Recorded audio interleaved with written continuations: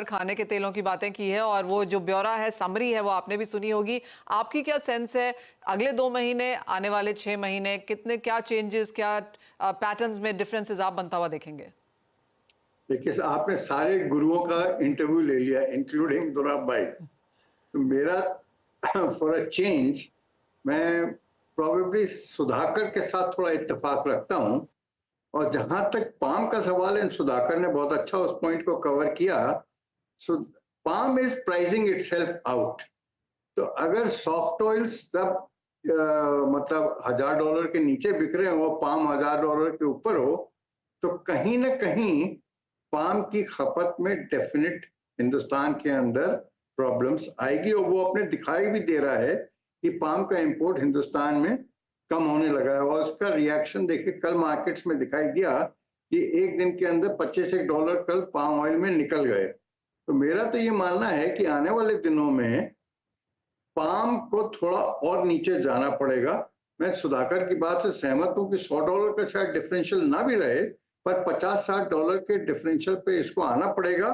और जहां तक कोर डिमांड का सवाल है, जो कि संदीप भी बोल रहा था, आई वुड से कि हिंदुस्तान में कोर डिमांड पाम की 4.5 से 5 लाख टन महीने की है। तो ठीक है, उतना तो तेल आता रहेगा।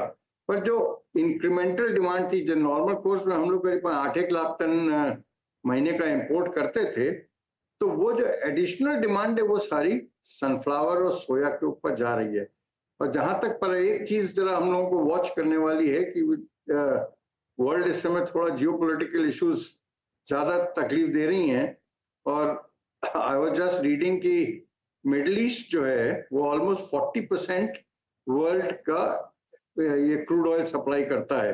तो अगर उसमें कहीं ना कहीं कोई तकलीफ आई, तो फ्रेट मार्केट्स में सबसे पहले उसका रिएक्शन दिखाई देगा अगर क्रूड भागा।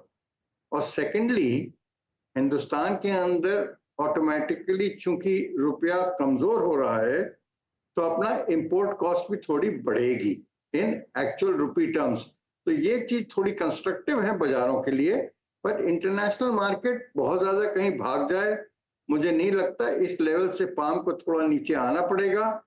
No matter what palm supplies both in Malaysia and Indonesia से, they will have to necessarily come down a bit.